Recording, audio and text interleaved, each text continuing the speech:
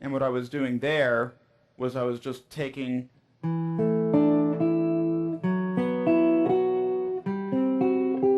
diatonic force with a full octave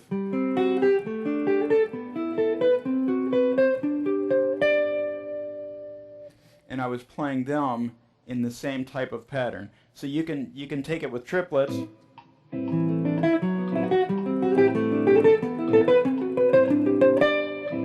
or you can take it with a 5-note grouping,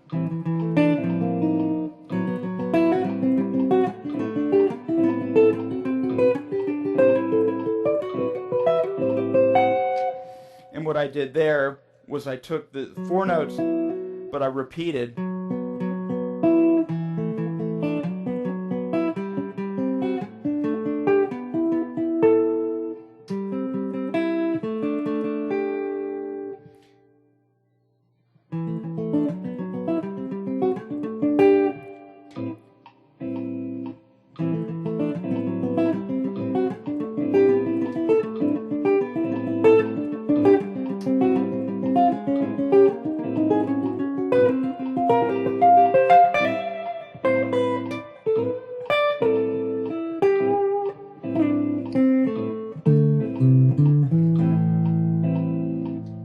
Now let's take another technique. We talked about the diatonic force. Let's talk about diatonic fifths, and these are also in my book. The line is very simple: diatonic fifths in the key of G. A lot of ways to play them. I'm going to play it with my pick and fingers, but it's just because that's what I'm doing right now, is a lot of finger style. Let's hear it in time with triplets.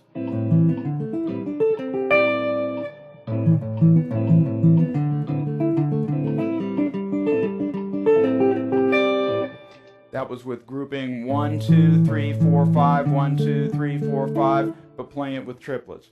We can also extend the line, so instead of making it a triplet, we actually play that octave note.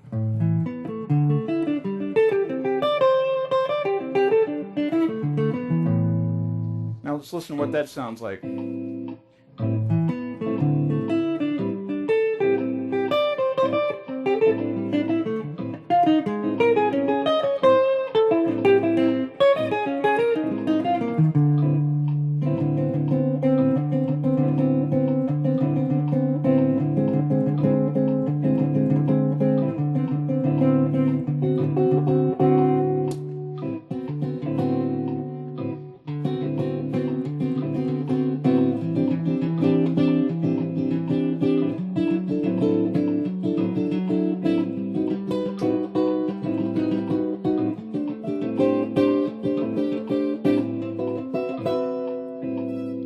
Now another thing we can do to play outside notes is we can group clusters of notes together that sound dissonant in themselves.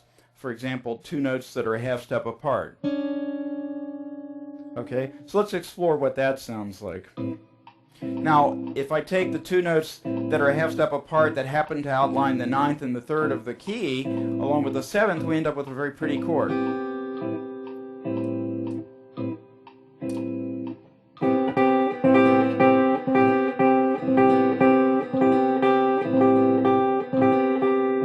But if I move it up here,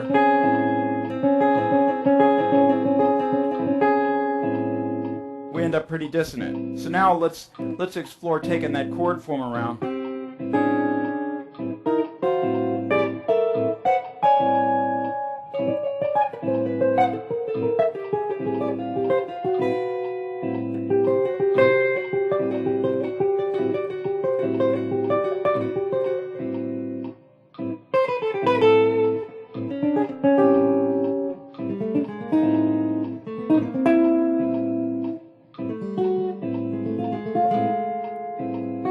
This has 2 half steps in it.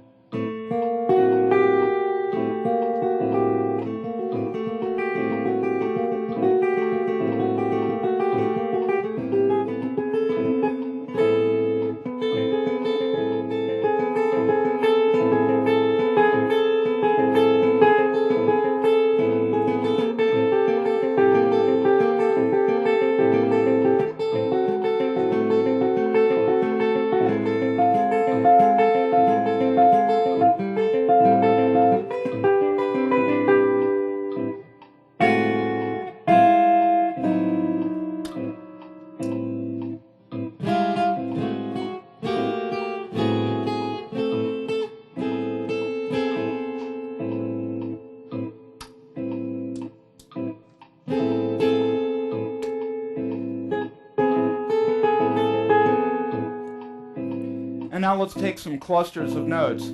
A quick cluster that I really like is this tritone cluster, where you take the third, the sixth, and the ninth. And you have a major 7 between these two notes, a tritone between these two notes, a perfect fourth here, a raised fourth here.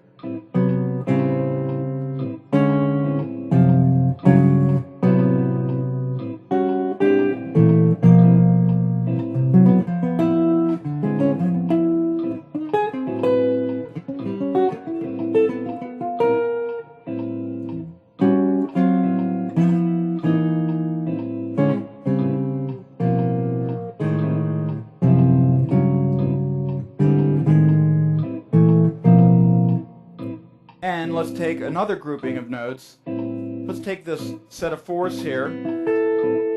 Let's invert this. Put the A instead of on the top. Let's put it here.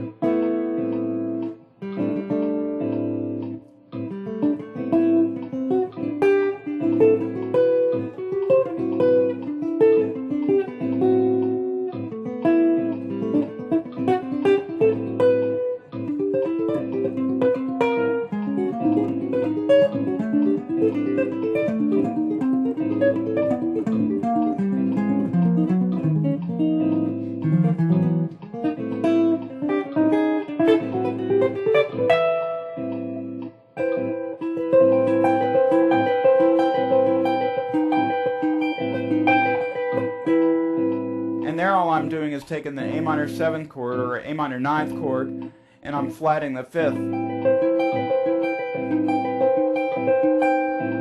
I can do the same thing here. I'm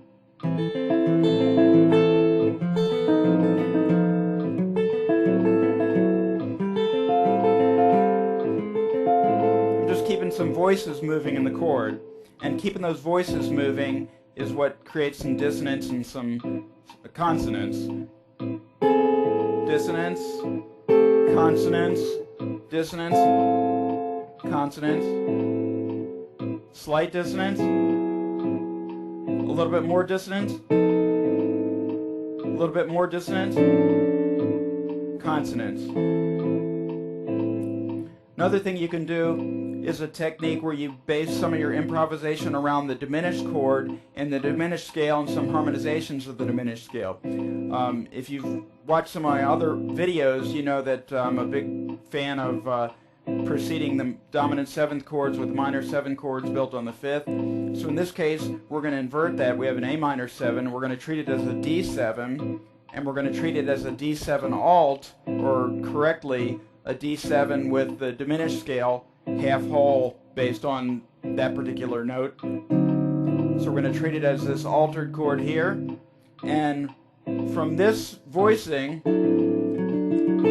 where I've got 3rd, root, 9th, 5th, I'm going to flat the 9th,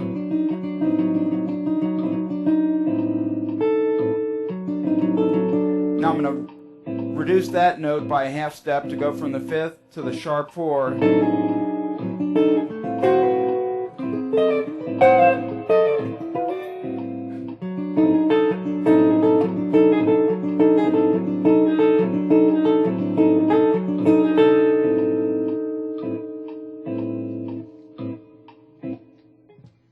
So I hope that gives you some ideas for some lines that you can play over various chords, and in particular trying to play inside-outside over a chord progression. Of course, it's a lot trickier when the chords are moving, and it's probably beyond the scope of a 10-minute video to explain that, but maybe we'll give it a try in the future at some point.